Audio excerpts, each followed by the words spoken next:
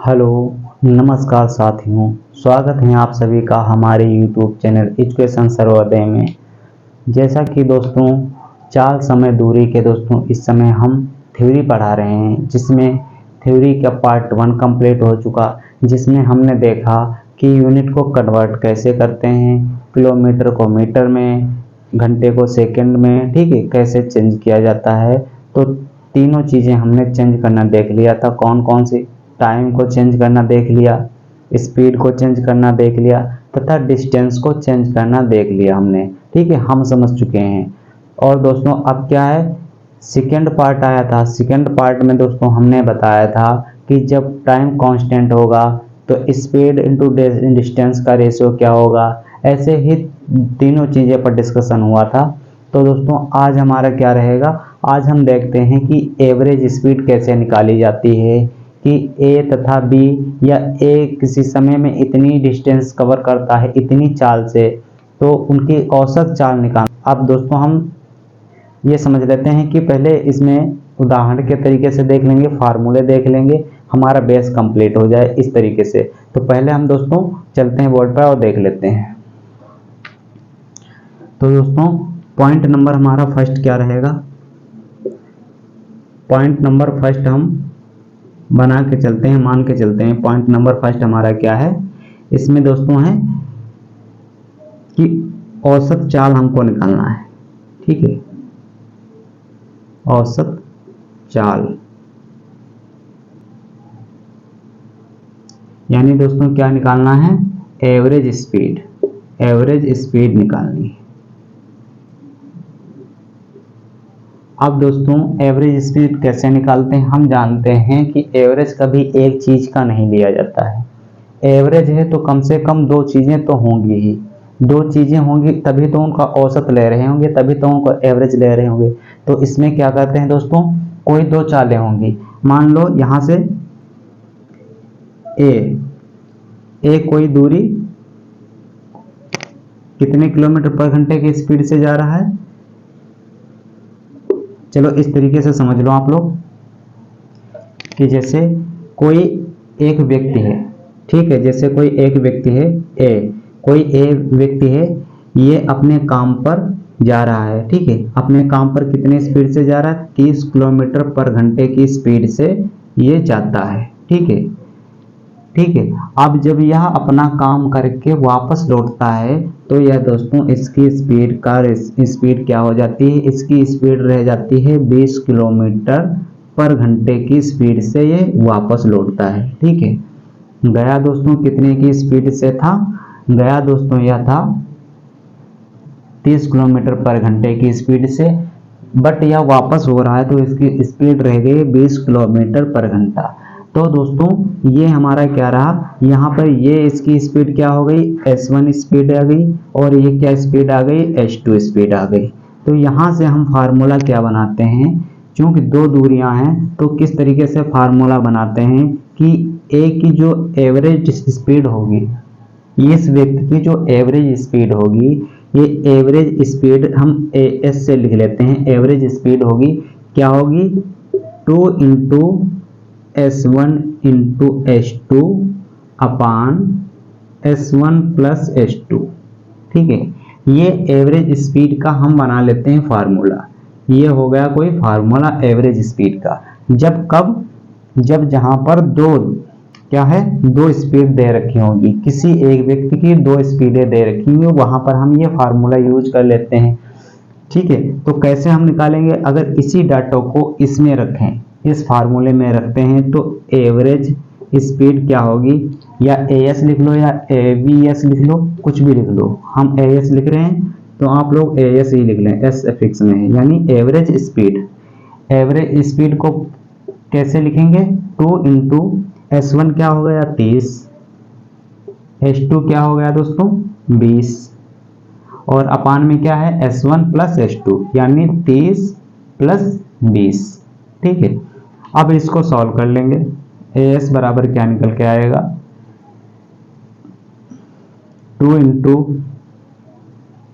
ये निकल के आएगा दोस्तों 600, ठीक है, अपान में कितना आएगा 50, ठीक है। यहाँ से क्या निकल के आएगा 1200/50। यहाँ से 1200/50 निकल के आएगा। यहाँ से 1 0 यहाँ से कैंसिल आउट हो जाएगा और फिर 5 टाइम इससे काट लेंगे तो यहाँ से जाएगा 2 टाइम, ठीक है, फिर जाएगा 4 टाइम यानी 24। यहाँ से इसकी एवरेज स्पीड कितनी निकल के आई, इसकी एवरेज स्पीड निकल के आई दोस्तों 24 किलोमीटर पर घंटा। 24 किलोमीटर पर घंटे की स्पीड है, एवरेज स्पीड इसकी निकल के आई 24 किलोमीटर पर घंटे की। अब दोस्तों हम यहाँ पे देखते क्या हैं, 2 स्पीड दे रखी थी, ठीक है, दोनों स्पीड दे रखी थी, वापस होके चला आया है इसकी एवरेज स्पीड, ठीक है, इसकी एवरेज स्पीड निकल के आई 24 किलोमीटर पर घंटा। ध्यान देना ये है आप दोस्तों, आप लोगों को दोस्तों कि देख लेना कि ये किलोमीटर पर घंटे में जा रहा है, ये स्पीड हमको S1 दे रखी है किलोमीटर पर घंटे में आ रहा है, तब भी हमारी स्पीड जो S2 है वो भी किलोमीटर पर घंटे में होनी चाहिए। यदि वहां पे स्पीड दे रखे हैं किलोमीटर पर घंटे में S1, दूसरी स्पीड S2 हो गई, उसको दे रखे हैं मिनट पर सेकंड में, तो दोस्तों हमको या तो इसको किलोमीटर पर घंटे में चेंज करना होगा या किलोमीटर पर घंटे वाली को मीटर पर सेकंड में स्पीड को चेंज करेंगे, यूनिट सेम होगी तब दोस्तों हम इस तरीके से सॉल्व करके लाएंगे। अब यहाँ पे दोस्तों हमने देख लिया कि A के द्वारा ही चली गई दूरी है, ठीक है। अब यहाँ पे 2 स्पीड थी S1 S2, हमने यहाँ पे कैसे एवरेज स्पीड निकाल लिया। यदि दोस्तों स्पीड और भी हो, कहने का मतलब स्पीड 3 स्पीडें दे रखी हो क्रमशः, तो उनको हम कैसे निकालते हैं, यदि उनके बीच की दूरियां भी अलग अलग हो, सॉरी दोस्तों उनके बीच की दूरियां समान हो और स्पीडें अलग अलग हो तीनों, तो कैसे हम निकालते हैं देख लेते हैं। ये आप लोगों ने लिख लिया होगा फार्मूला, नहीं लिखा है तो वीडियो को बैक कर लीजिए और लिख लीजिए।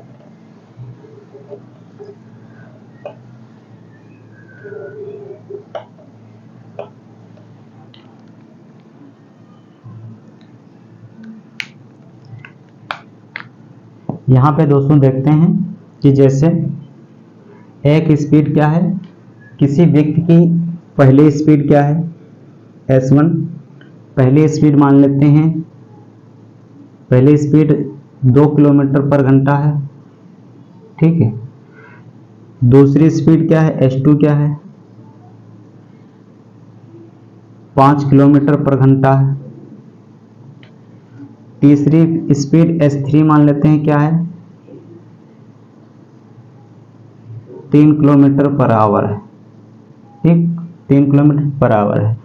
तो इन सभी की दोस्तों एवरेज स्पीड यदि हमको निकालनी है, जैसे 3 स्पीडें दे रखी होंगी, वहां पे क्या होगा दोस्तों समय बराबर होगा, ठीक है, समय बराबर लग रहा, वो समान दूरियां दोस्तों समान होगी, तो उनकी हम जो स्पीड निकालेंगे तो स्पीड कैसे निकालने होंगे, स्पीड निकालने के लिए इनको हम S से निकाल लेंगे या AS निकाल लेंगे। एवरेज स्पीड इनकी कैसे निकालेंगे, इन तीनों को दोस्तों सेम उसी फार्मूले की तरह करेंगे, कैसे 3 चूंकि यहाँ पे दोस्तों क्या है 3 स्पीड दे रखी है, तो क्या करेंगे 3 into S1 into S2 into S3, ठीक है, S3 अपान में क्या लिखेंगे S1 into S2 plus S2 into S3 plus S3 into S1, ठीक है। इस तरीके से हम निकाल के लाएंगे, तब हमारा यहाँ से एवरेज स्पीड निकल के आएगी। एवरेज स्पीड ये हमारा फार्मूला क्या रहा, 3 अगर डिस्टेंस दे रखी हूँ, 3 स्पीड, सॉरी दोस्तों 3 स्पीड दे रखी हूँ, वहाँ पे ये फार्मूला हमारा काम में आ सकता है। यहाँ पे दोस्तों x हो सकता है, x2 हो सकता है, x3 हो सकता है, यहाँ पे x1 x हो सकता है, y हो सकता है, z हो सकता है, तो यहाँ हमारा फार्मूला इस तरीके से चेंज होता रहेगा। तो इस तरीके से हम दोस्तों निकाल लेते हैं। अगर इस डाटा को इस फार्मूले में फिट किया जाए तो क्या निकल के आएगा, क्या निकालेंगे हम, एवरेज स्पीड जो होगी, ठीक है, एवरेज स्पीड निकालेंगे, एवरेज स्पीड निकलेगी क्या 2 इंटू 5 इंटू 3, ठीक है, इंटू में क्या है 3, और अपान में क्या है दोस्तों, क्या करेंगे 2 into 5 plus 5 into 3 plus 3 into 2 निकाल के लाएंगे हम, क्या होगा, यानी ऊपर आएगा 90, अपान में कितना आएगा, ये यहाँ से जाएगा 10 और यहाँ पे बना 15, यहाँ पे कितना बना 6। ठीक है, अब इसको हम ऐड कर लेंगे, ऊपर तो 19 है और नीचे कितना है 31। अब इसको हम काट पीट लेंगे और जो हमारा आंसर निकल के आएगा वो हमारा क्या होगा, एवरेज स्पीड हमारी निकल के आएगी।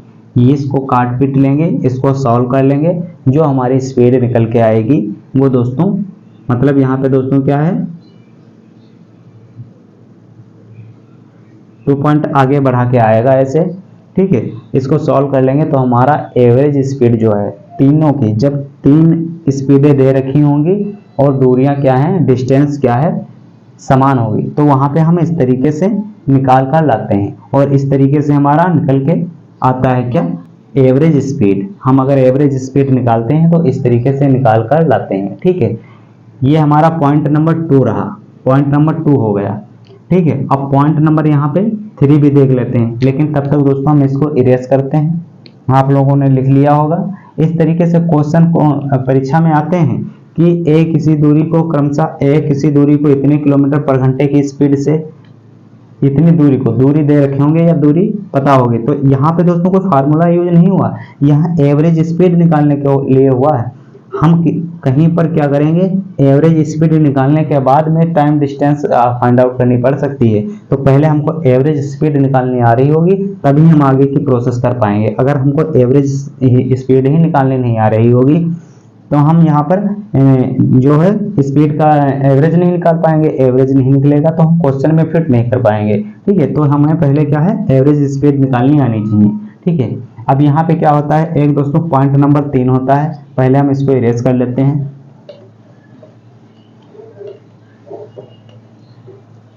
जितना दोस्तों पढ़ाया जा रहा है बहुत अच्छे ढंग से और अच्छे कंटेंट को तैयार करके पढ़ाया जा रहा है दोस्तों।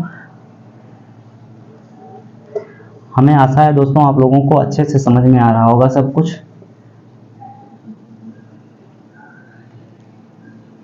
ठीक है,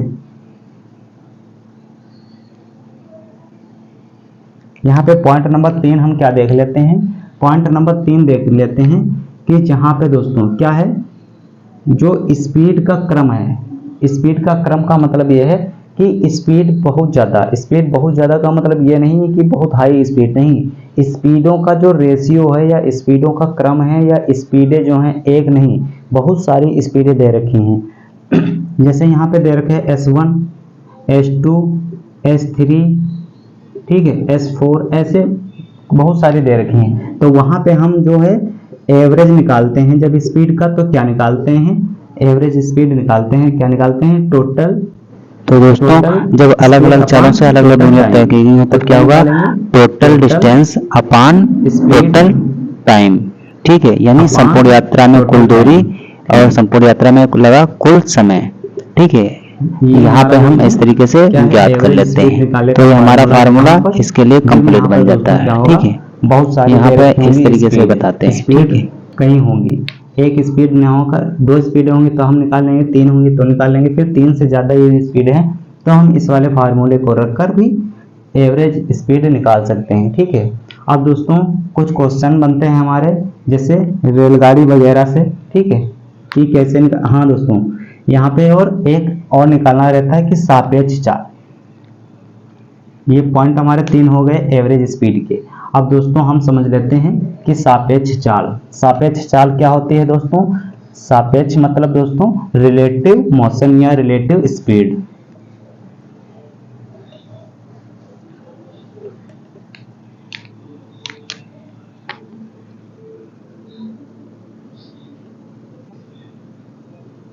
इसका पॉइंट नंबर 1 देख लेते हैं क्या है, जिसको बोलते हैं सापेक्ष चाल,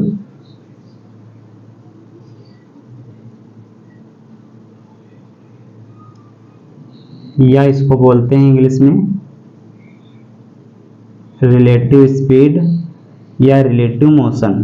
ठीक है, यहाँ पे क्या है, यहाँ पे पॉइंट क्या बनता है, एक हमारा पॉइंट हमारा बनता है कि जैसे कोई दो पर्सन एक जगह से चलना स्टार्ट होते हैं, एक समय पर स्टार्ट होते हैं। ठीक है, जगह अलग अलग हो सकते हैं, सॉरी, एक ही समय पर चलना स्टार्ट करते हैं। ठीक है, जैसे कोई ए पर्सन है, ये यहाँ से चलना स्टार्ट करता है एक ही डायरेक्शन में। कंडीशन है जब एक डायरेक्शन, उनकी डायरेक्शन क्या है, एक ही दिशा में हो रही है, उनकी जो स्पीड है एक ही दिशा में हो रही है।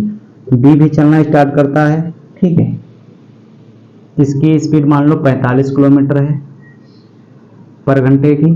ठीक है, और इसकी स्पीड है बी की 49 किलोमीटर पर घंटे की। दोनों की स्पीड कितनी है, अलग अलग है। ठीक है, एक ही डायरेक्शन में चलना स्टार्ट करते हैं और कोई एक पॉइंट है, मान लो यहाँ पे कानपुर के लिए ही दोनों जा रहे हैं। ठीक है, कानपुर के लिए ही दोनों जा रहे हैं और कानपुर में ये दोस्तों क्या है, 3 घंटे बाद मिल जाते हैं। 3 घंटे बाद ये दोस्तों ये पूछा जाएगा, सॉरी दोस्तों, ये पूछा जाता है कि ये ए 45 किलोमीटर पर घंटे की स्पीड से निकलता है और बी 49 किलोमीटर पर घंटे की स्पीड से निकलता है। ये तो दोनों एक ही दिशा में जा रहे हैं, तो 3 घंटे बाद उनके बीच की दूरी क्या होगी, यानी 3 घंटे पश्चात उनके बीच की दूरी क्या होगी। ये 3 मतलब घंटे के बाद में इनके बीच की दूरी क्या होगी।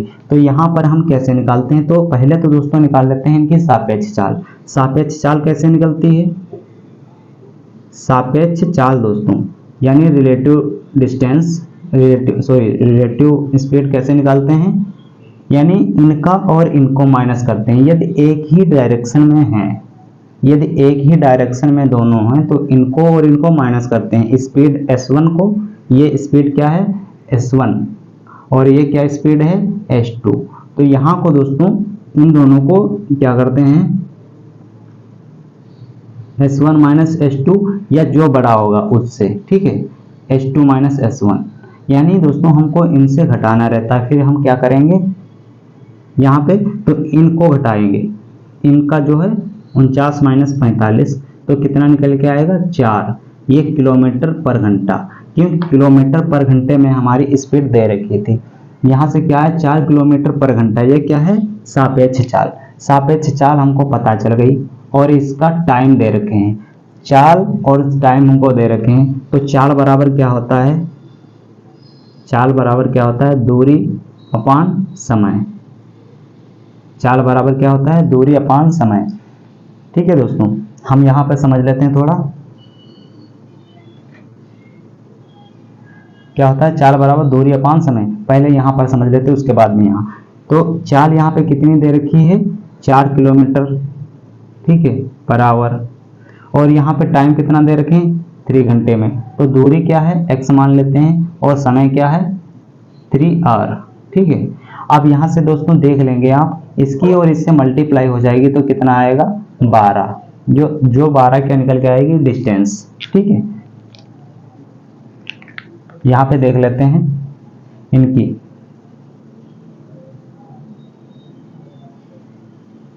बारह, ठीक है, ये निकल के आएगी x डिस्टेंस।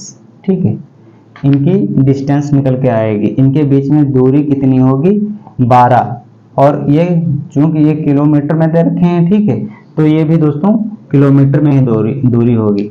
ठीक है,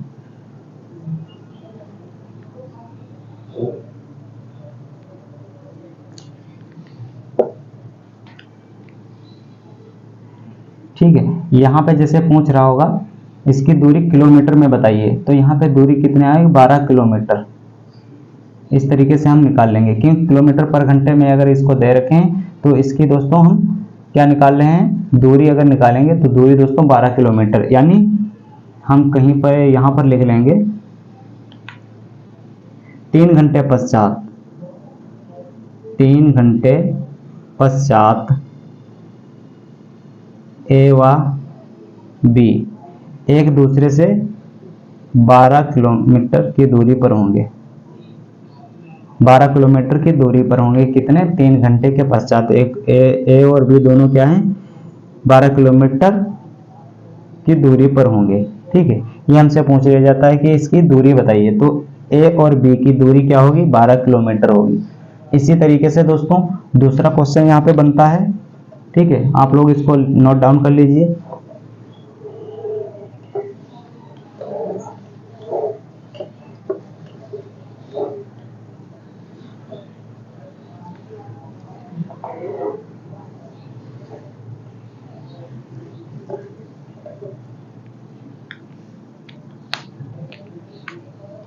देखो दूसरा दोस्तों पॉइंट क्या बनता है यहाँ पे, जैसे अगर हमने क्या है सापेक्ष चाल निकालनी है, रिलेटिव डिस्टेंस, तो हमने बताया कि यदि एक ही दिशा में चलना स्टार्ट करते हैं तो क्या होता है? सापेक्ष यानी रिलेटिव स्पीड क्या होती है? रिलेटिव स्पीड होती है s1 माइनस s2। ठीक है, इस तरीके से यदि दोनों चलना स्टार्ट करते हैं और दोनों की दूरी आमने सामने, कहने का मतलब अपोजिट डायरेक्शन में दोनों की जो स्पीड है अलग अलग है। स्पीड दोस्तों ठीक है कोई बात नहीं, डिस्टेंस दोनों के अलग अलग है। कहने का मतलब ये इधर से आ रहे हैं और ये इधर से आ रहे हैं। ठीक है, दोनों की डायरेक्शन क्या है? अपोजिट है। यहाँ पे डायरेक्शन क्या थी? सेम थी। जहां पर दोस्तों डायरेक्शन अपोजिट होगी वहां पर क्या निकालेंगे? Relative speed. कैसे निकालेंगे रिलेटिव स्पीड? वहां पे क्या होगी? s2 प्लस s1, सॉरी दोस्तों s1 प्लस s2। ये यहाँ पे दोस्तों क्या है? रिलेटिव जो है रिलेटिव स्पीड निकल के आएगी या रिलेटिव मोशन हम इसको बोल देंगे। ठीक है, तो यहाँ पे इस तरीके से निकाल के लाएंगे। तो बढ़ते हैं आगे और तब तक दोस्तों इसको इरेज कर लेते हैं। ये हमारे फार्मूले हैं, ये सारे फार्मूले मान लो आप फार्मूले बनाकर लिख लीजिए कि इस तरीके से क्वेश्चन हल किए जाते हैं। ठीक है, क्वेश्चन हमने पहला करके दिखा दिया। सेम उसी फार्मूले पे अगर दोनों की डिस्टेंस अलग अलग है, ठीक है, दोनों की डायरेक्शन सॉरी दोस्तों डायरेक्शन अलग अलग है, तो इस तरीके से हम इसको हल भी सॉल्व कर लेंगे।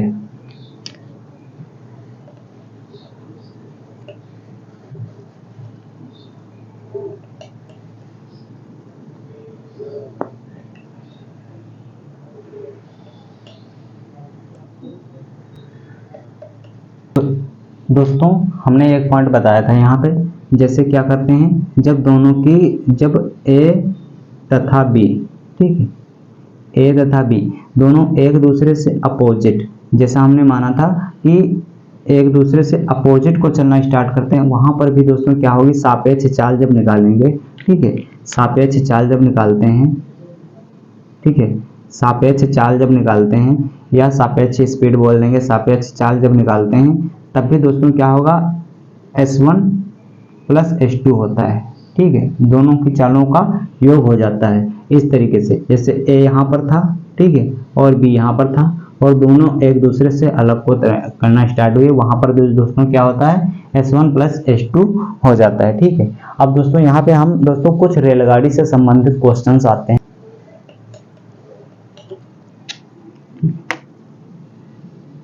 यहाँ पे क्या है? रेलगाड़ी से संबंधित।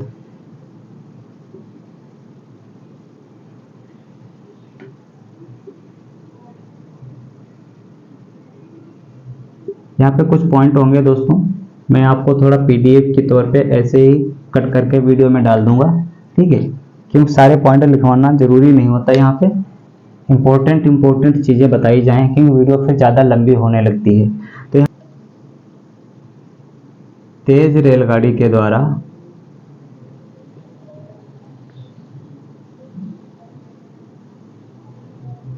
जब तेज रेलगाड़ी के द्वारा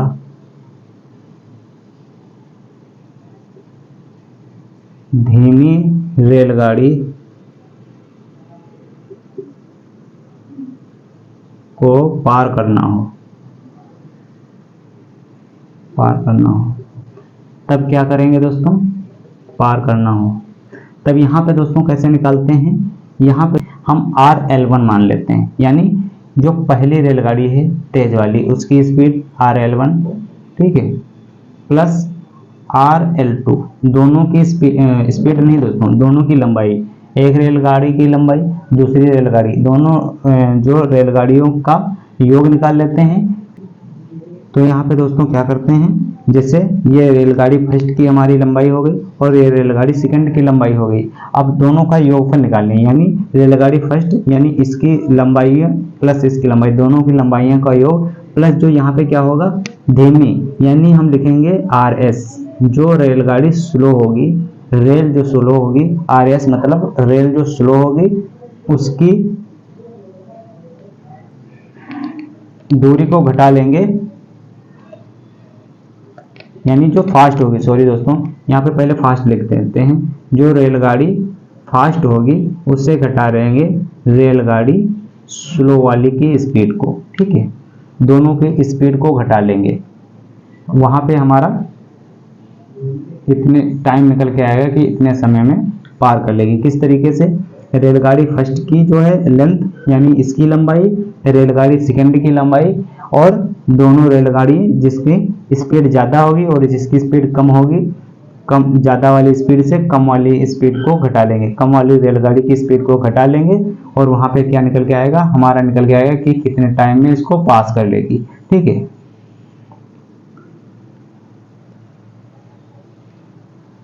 और दोस्तों इसमें इससे संबंधित क्वेश्चन बनते हैं। ठीक है,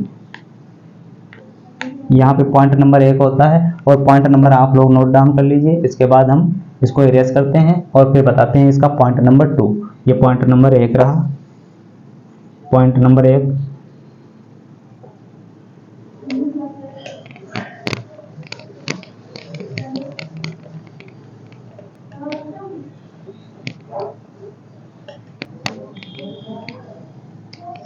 यहाँ पे दोस्तों पॉइंट नंबर 2 देख लेंगे। पॉइंट नंबर 1 में हमारा क्या था, जब तेज रेलगाड़ी के द्वारा धीमी रेलगाड़ी को पास किया जाता है, ठीक है, तो कितना समय लगेगा। तो वहाँ पे हमने देख लिया था कि दोनों रेलगाड़ियों की लंबाई अपान में क्या लिखेंगे, तेज रेलगाड़ी की स्पीड माइनस धीमी रेलगाड़ी की स्पीड। कब दोस्तों, जब दोनों एक ही डायरेक्शन में हुआ करती हैं। ठीक है, जैसे हमने क्या लिखा था यहाँ पे हिंदी में दोस्तों, उसी फार्मूले को पॉइंट नंबर 1 ही को हम दोस्तों हिंदी में लिख लेते हैं।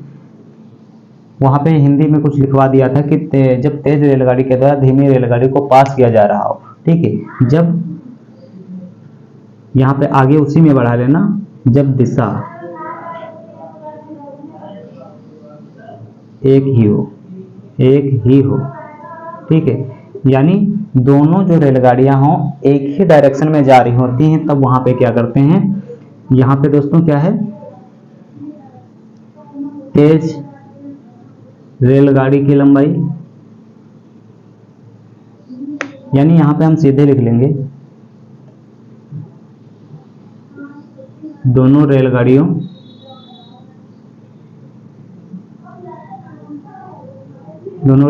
की लंबाई, दोनों रेलगाड़ियों की लंबाई का योगफल, लंबाई का योगफल, दोनों रेलगाड़ियों की लंबाई का योगफल अपान में क्या लिखेंगे, अपान में ये लिखेंगे, जैसे दोनों रेलगाड़ियों की लंबाई का योगफल अपान में क्या लिखेंगे, तेज रेलगाड़ी की स्पीड, तेज रेलगाड़ी की स्पीड, तेज रेलगाड़ी की चाल माइनस धीमी रेलगाड़ी की चाल, धीमी रेलगाड़ी की चाल। ठीक है, यहाँ पर ऐसे इस तरीके से करके लाएंगे, तब हमारा पॉइंट नंबर क्लियर होता है। हमने दोस्तों यहाँ पे कुछ दोस्तों को हिंदी में लिखने में, इंग्लिश में लिखने में प्रॉब्लम है, तो दोस्तों हिंदी में हम बता देते हैं कि जब क्या है, डायरेक्शन दोनों की एक हो। अब यहाँ पे पॉइंट नंबर 1 था, जब डायरेक्शन एक ही हो तो दोस्तों तेज रेलगाड़ी के द्वारा धीमी रेलगाड़ी को पास करने में लगा समय किस तरीके से लगाते हैं। और दोस्तों हम उसमें पॉइंट आपको बता देंगे कि जैसे जब रेलगाड़ी किसी खंभे को पार कर रही होती है, किसी ट्रैक को पार कर रही होती है, किसी पुल को पास कर रही होती है, तो वहां पर रेलगाड़ी की लंबाई प्लस पुल या ट्रैक की लंबाई को बराबर ही उसमें इंक्लूडेड कर लिया जाता है, दोनों को जोड़ लिया जाता है।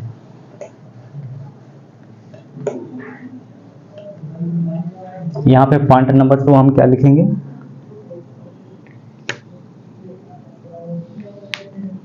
पॉइंट नंबर 2 लिखेंगे जब दोस्तों क्या है, दिशा विपरीत हो,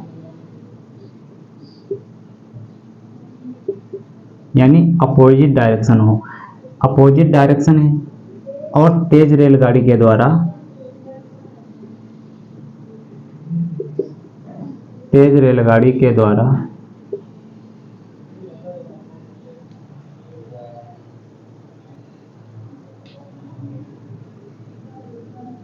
हो तो तेज रेलगाड़ी के द्वारा धीमी रेलगाड़ी को पास करना, धीमी रेलगाड़ी को पार करना। ठीक है, तो वहां पे क्या करेंगे हम, यहाँ पे फार्मूला जैसा हमारा बन जाता है कि जैसे बताया कि दोनों रेलगाड़ियों की लंबाई का योगफल, यहाँ पे लिखेंगे दोनों रेलगाड़ियों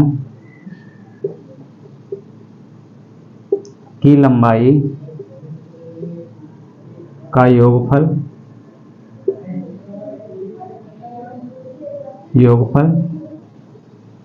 अपान में क्या लिखेंगे दोस्तों, इनकी चालों का योगफल, मतलब इनकी चालों का योगफल।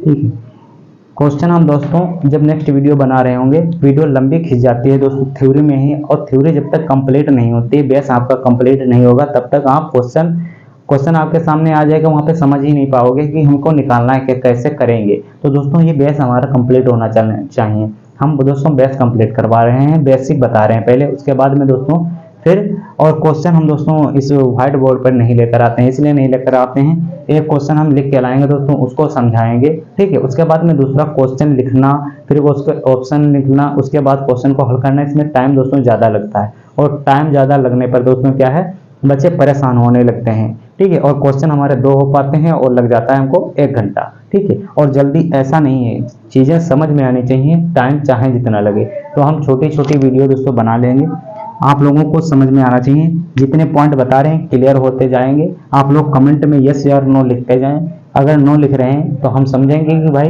क्या दिक्कत आ रही है बच्चों को, क्या स्टूडेंट्स को परेशानी आ रही है जो समझ नहीं पा रहे हैं। ठीक है, तो यहाँ पे दोस्तों फिर क्या करेंगे, यहाँ पे हम इस तरीके से निकाल लेते हैं। अब यहाँ पे समस्याएं दोस्तों होती हैं, कहीं पर वीडियो बना रहे हो तो समस्याएं होती हैं, क्योंकि सबको अपनी समस्या होती है, क्या ही कह सकते हैं, किसी को पता होता है किसी को कि किसी की क्लास चल रही है, फिर भी अपना तो काम सभी को करना ही है। यहाँ पे दोस्तों क्या है, इस तरीके से निकाल लेते हैं। यहाँ पे पॉइंट नंबर हमारा 2 क्लियर होता है, और यहाँ पे पॉइंट नंबर 3 भी बनता है दोस्तों। क्या इसको आप लोगों ने नोट डाउन कर दिया होगा।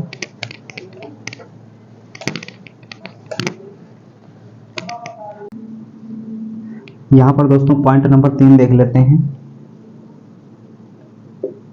पॉइंट नंबर 3 देख लेते हैं। कब दोस्तों, जब 2 स्टेशन के बीच में, जब 2 स्टेशन होते हैं, जैसे स्टेशन ए हो गई, ठीक है, और स्टेशन बी हो गई, तो यहाँ से जो रेलगाड़ी चल रही है, ठीक है, यहाँ तक कब पहुँचेगी, और यहाँ से चलने वाली रेलगाड़ी है यहाँ पर कब पहुँचेगी। यदि एक रेलगाड़ी की चाल x किलोमीटर दे रखे होते हैं, तो दूसरे की पूछते हैं किलोमीटर पर घंटे की चाल इसकी होगी, इसकी स्पीड दे रखे हैं, इसकी स्पीड पूछ रहे होंगे।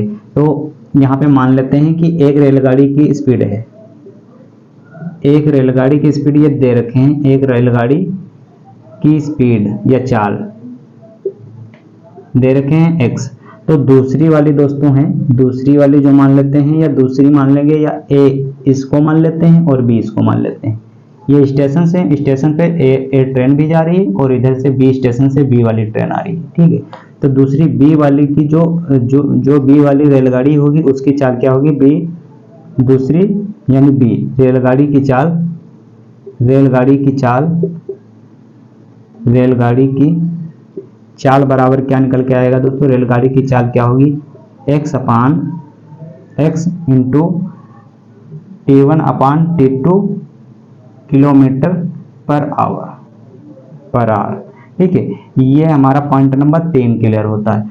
इस पे दोस्त बेस्ट क्वेश्चन जो होंगे, हमने कुछ क्वेश्चन करवाए हैं, और इस पे बेस्ट क्वेश्चन क्या करवाए दोस्तों, ये नॉर्मल सी बात है कि यहाँ से एक की स्पीड दे रखे हैं, दूसरी की स्पीड निकालनी है, तो और टाइम दोनों को दे रखे हैं, और T2 टाइम में और ये T1 टाइम में, दोनों को टाइम दे रखे हैं कि एक स्टेशन से B स्टेशन पर जा रही है कोई ट्रेन, और B स्टेशन से A स्टेशन पर कोई ट्रेन आ रही है, और T1 T2 समय में। तो दोस्तों एक रेलगाड़ी की चाल यदि इतनी है तो दूसरी रेलगाड़ी की चाल, यानी दोनों एक दूसरे को पार करके जब आ रही होंगी, ये यहाँ से चल रही है, यहाँ से तो कहीं पे इनका मीटिंग पॉइंट होगा, तो यहाँ से एक दूसरे को पार करके आ रही होती है। तो एक की अगर हम चाल मान लेते हैं कि x किलोमीटर पर घंटा है, तो दूसरी रेलगाड़ी की चाल पूछ लेते हैं, तो वहां पे दूसरी रेलगाड़ी की चाल क्या होगी, दूसरी रेलगाड़ी यानी बी की चाल क्या होगी, x √T1/T2 kilometre per hour.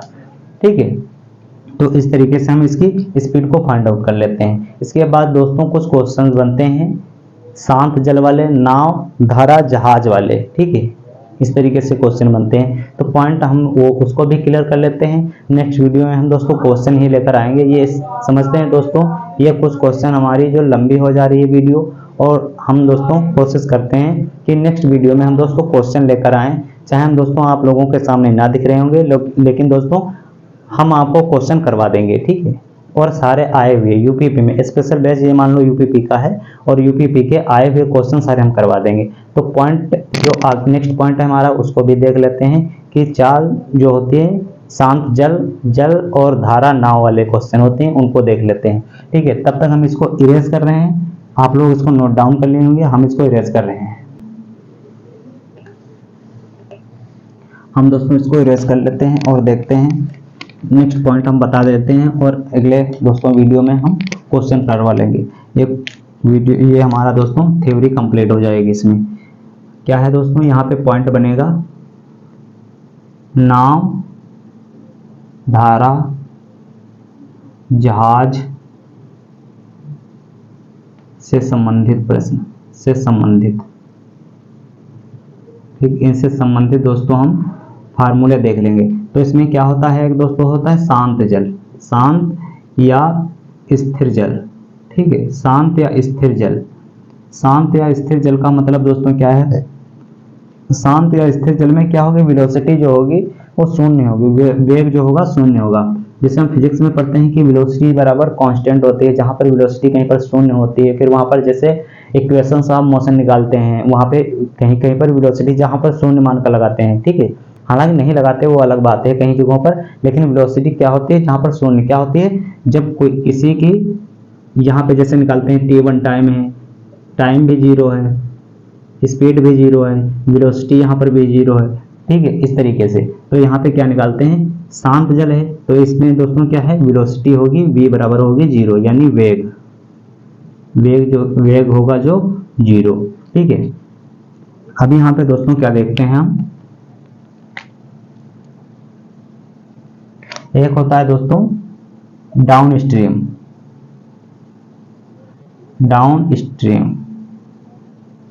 ठीक है, और एक दोस्तों क्या होता है अपर स्ट्रीम।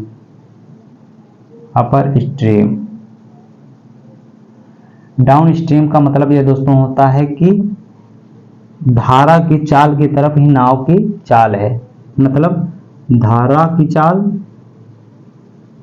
धारा का प्रवाह लिख लो, धारा का प्रवाह जिस डायरेक्शन में है उसी डायरेक्शन में क्या है, नाव या जहाज की चाल,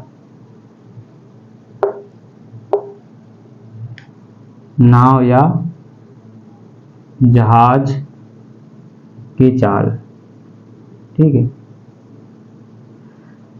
अपर स्ट्रीम क्या होता है, हिंदी में दोस्तों इसको कोई शब्द देते हैं, हिंदी में इसको कोई शब्द देते हैं, अभी ध्यान में आएगा तो दोस्तों बता देंगे। जैसे धारा का प्रवाह प्लस नाव या जहाज की चाल, दोनों को ऐड करते हैं कब, जब डाउन स्ट्रीम होगा, मतलब डाउन स्ट्रीम का मतलब है धारा के प्रवाह में ही नाव या इसकी चाल। तो यहाँ पे क्या हो जा रहा है, यानी ये x है और ये y है, हम मान लेंगे कि धारा की चाल x है और नाव की चाल y है, तो यहाँ पे क्या बन रहा होगा फार्मूला, x प्लस वाई, ये दोनों की चाल को निकाला जाए तो x प्लस वाई।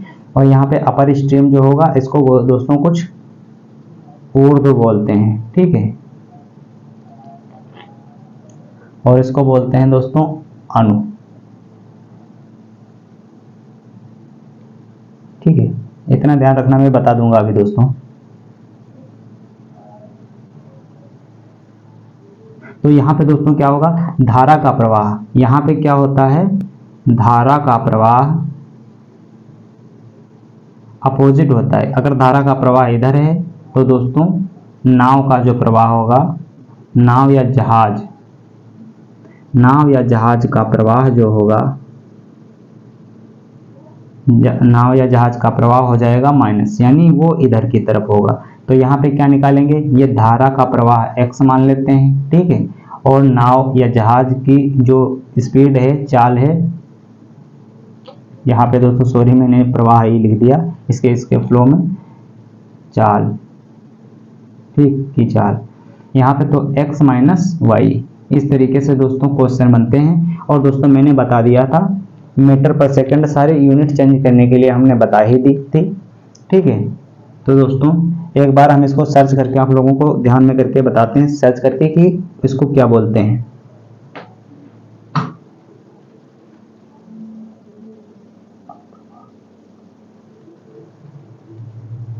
हाँ दोस्तों, तो इसको बोलते हैं अनु या धाराता प्रवाह, और इसको बोलते हैं ऊर्ध्व प्रवाह, ठीक है, इसको बोलते हैं ऊर्ध्व प्रवाह, ठीक है। दो कंडीशन हमारी यहाँ पे बनती हैं, दोनों कंडीशन हमने देख ली। आशा है आप लोगों को अच्छे से समझ में आया होगा। दोस्तों अगर कोई भी त्रुटि होती है वीडियो में, मैं बहुत बड़ा यूट्यूबर नहीं हूँ अभी, ठीक है, और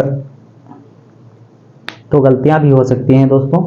तो जो भी गलती होती है आप कमेंट में अवश्य ही बताएं। और दोस्तों कोशिश करता हूं मैं आप लोगों को अच्छे से समझाने की। कितनी वीडियो समझ में आती है दोस्तों कमेंट में ज़रूर बताएं, ताकि हमें भी पता चले कि हम बच्चों को, स्टूडेंट्स को कितना समझा पाते हैं, कितने अच्छे से बता पाते हैं, और हमारा कंटेंट किस प्रकार का है। आप कमेंट करके ज़रूर बताएं दोस्तों। और वीडियो से अगर आपने कुछ भी सीखा है तो वीडियो को लाइक अवश्य कीजिए, और यदि हमारे चैनल पर नए हो तो चैनल को सब्सक्राइब कर हमें मोटिवेट करिए, ठीक है। मिलते हैं नेक्स्ट वीडियो में, तब तक के लिए जय हिंद दोस्तों।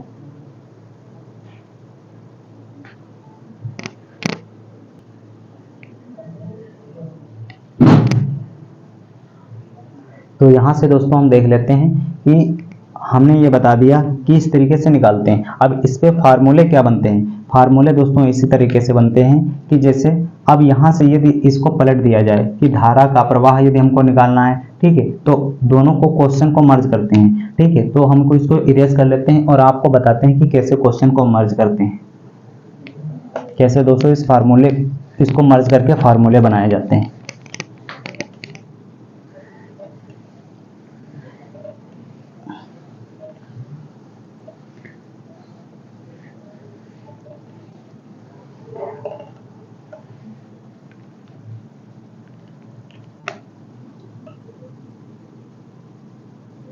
तो यहाँ पे फार्मूला नंबर 1 हमारा बनता है कि जैसे निकालनी है नाव की चाल, ठीक है। फार्मूले बनते हैं कि 2 नंबर हमारा यहाँ बनता है कि जैसे यहाँ पे पूछा जाएगा नाव की चाल, और यहाँ से पूछा जाता है क्या, धारा की चाल, ठीक है, धारा की चाल। तो यहाँ पे हम दोस्तों इसका क्या निकालते हैं अनुप्रवाह चाल, अनुप्रवाह चाल, ठीक है, अनुप्रवाह चाल। और ऊपर दोस्तों क्या होता है प्लस ऊर्ध्व प्रवाह चाल, ठीक है, ऊर्ध्व प्रवाह चाल। यहाँ पे लिख लेना, हम साइड में लिख रहे हैं ऊर्ध्व प्रवाह चाल और अपान में 2। और जब दोस्तों धारा की चाल निकालनी होती है तो यहाँ पे क्या निकालते हैं अनुप्रवाह चाल, ठीक है, अनुप्रवाह चाल और माइनस ऊर्ध्व प्रवाह चाल, ऊर्ध्व प्रवाह चाल, ठीक है, ऊर्ध्व प्रवाह चाल और अपान में क्या लिखते हैं 2। यहाँ पे दोस्तों चाल है ये लिखा हुआ, ठीक है, यहाँ पे 2। तो इस तरीके से दोस्तों क्या है हम थ्योरी कंप्लीट कर लेते हैं। हम दोस्तों इसका एग्जांपल भी देते हैं। अब वीडियो ज़्यादा दोस्तों लंबी हो जा रही है, तो दोस्तों हम नेक्स्ट वीडियो में क्वेश्चन कवर करवा लेंगे। और यहाँ तक हमारे सारे पॉइंट क्लियर होते हैं, ठीक है, यहाँ से सारे पॉइंट हमारे क्लियर होते हैं। और मिलते हैं नेक्स्ट वीडियो में, तब तक के लिए जय हिंद दोस्तों।